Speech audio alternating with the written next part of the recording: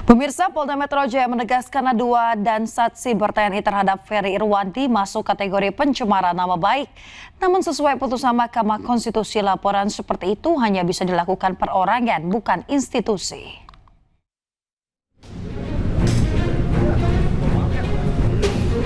Polda Metro Jaya menegaskan aduan dan siber TNI terhadap Ferry Irwandi masuk kategori pencemaran nama baik. Namun sesuai putusan Mahkamah Konstitusi, laporan seperti itu hanya bisa dilakukan perorangan, bukan institusi. Pencemaran nama baik terhadap institusi atau terhadap orang institusi. Korbannya sama ini. Ikuti aja institusi ya.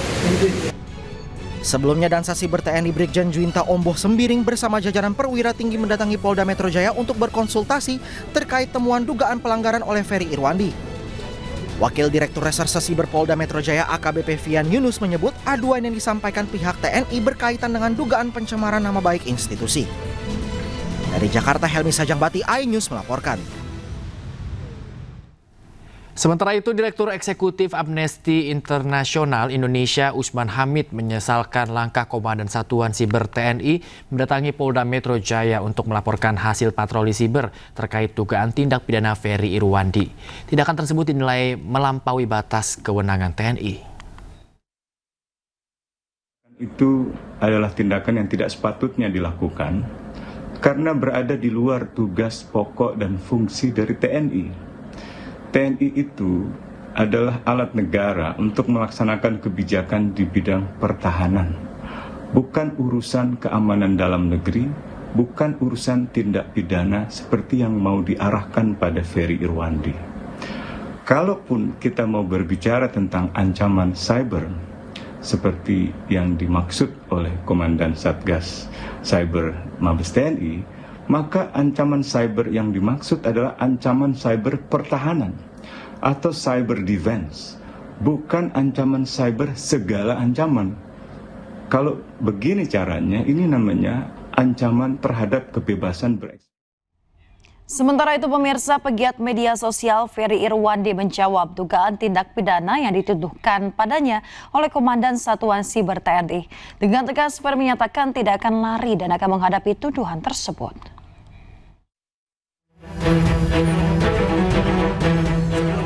Aktivis sekaligus pegiat media sosial Ferry Irwandi tidak gentar menghadapi tuduhan pidana yang dilayangkan Satuan Siber TNI pada dirinya.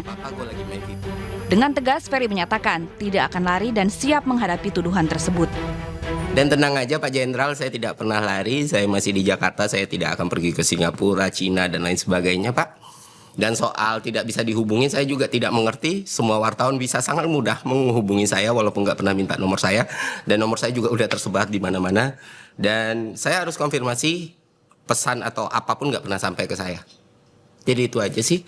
Dan kalau misalnya tindakan ini dianggap bikin saya takut, khawatir, cemas, tidak Pak. Saya akan jalani, saya nggak akan play victim, rengek-rengek, tidak. Sejumlah fakta yang diduga terkait dengan tindakan pidana Ferry ditemukan saat tim siber Mabes TNI sedang melakukan patroli. Saat siber kemudian membawa temuan fakta itu ke Polda Metro untuk dilaporkan.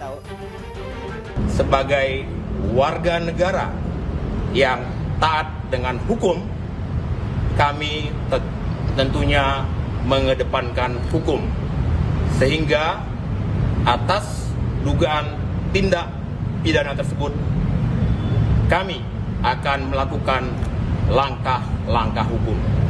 Dugaan tindak pidana yang menyeret Ferry Irwandi kini ditangani pihak Polda Metro Jaya. Tim Liputan iNews melaporkan. Pemirsa, Menko Kumham IMIPAS RI yaitu Yusril Iza Mahendra bertemu dan berdialog dengan sejumlah tersangka demo ricuh yang ditahan di rutan Polda Metro Jaya. Salah satunya yang ditemui adalah tersangka kasus dugaan penghasutan Del Pedro Marhaen.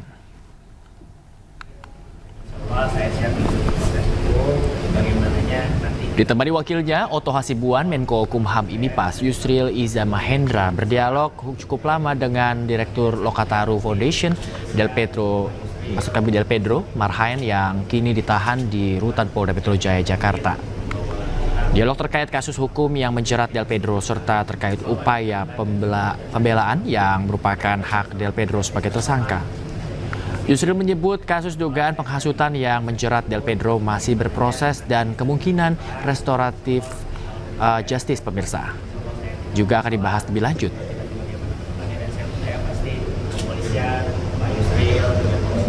Sempat berbincang-bincang dan berdialog dengan semua tahanan.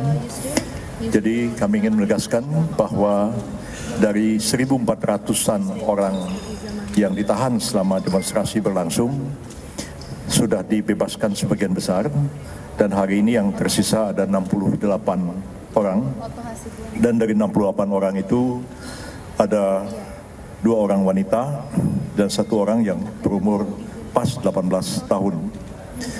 Kami berdialog dengan semua, termasuk dengan Del Pedro Marhaen yang juga ditahan di rumah tahanan Polda Metro Jaya. Pemirsa, terima kasih Anda kembali di Ajus Pagi. Pemirsa, mahasiswa kembali berunjuk rasa di depan gedung DPR RI Jakarta. Mereka datang untuk menagih janji tuntutan rakyat 17+8. BEM Universitas Indonesia kembali berunjuk rasa di depan gedung DPR RI Jakarta.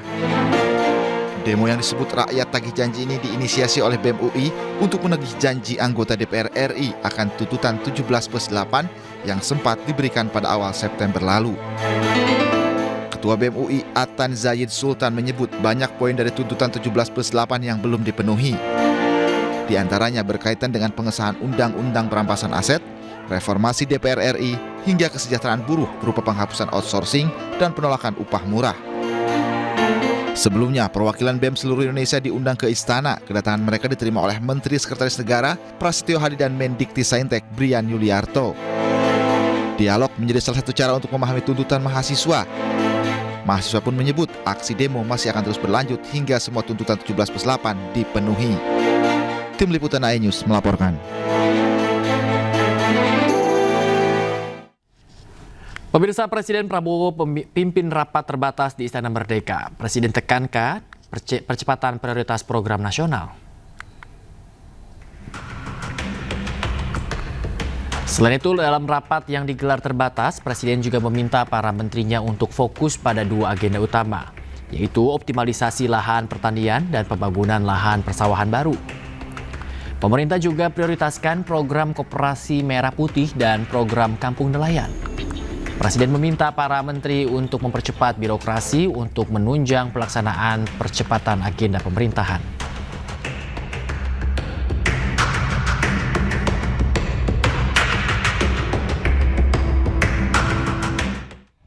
Pemirsa, seorang oknum kepala bidang Badan Kesbangpol di Buton Tengah, Sulawesi Tenggara terjaring operasi tangkap tangan yang digelar Satuan Reskrim Polres Buton Tengah.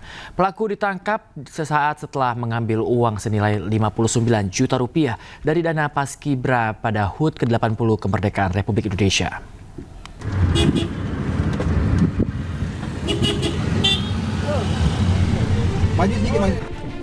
Pria yang menggunakan pakaian ASN ini adalah pegawai dari Dinas Kesatuan Bangsa dan Politik, Kesbangpol Kabupaten Buton Tengah, Sulawesi Tenggara. Pria berusia 53 tahun ini ditangkap Satreskrim Polres Buton Tengah karena tertangkap tangan usai mengambil uang dari rumah penyedia di Desa Walando, Kecamatan Gu, Kabupaten Buton Tengah. Uang tersebut merupakan uang fee dari anggaran Paskibraka sebesar 59 juta rupiah. Polisi mendapati tumpukan uang senilai 59 juta rupiah yang disimpan di bawah jok motornya. Dalam pemeriksaan, tersangka mengaku permintaan uang ke pihak penyedia atas pengetahuan atasannya. Bahkan uang tersebut rencananya akan diserahkan ke Kepala Kesbangpol selaku atasannya. Uang tersebut merupakan keuntungan pihak penyedia dari proyek pengadaan makan dan minum bagi pasukan pengibar bendera merah putih dalam rangka HUT Kemerdekaan Republik Indonesia yang ke-80 yang dianggarkan sebesar 196 juta rupiah. Pihak penyedia menyerahkan uang tersebut atas permintaan Oknum Kabid sebagai pejabat pelaksana teknis kegiatan atau PPTK. Total anggaran Paskibraka Kabupaten Buton Tengah sebesar 700 juta rupiah untuk beberapa jenis kegiatan, salah satunya pengadaan makan dan minum. media. Dari kegiatan tangkap tangan, penyidik menemukan barang bukti berupa uang tunai, pecahan 100.000 dan pecahan 50.000, senilai total kurang lebih sekitar 59 juta rupiah. Uang ini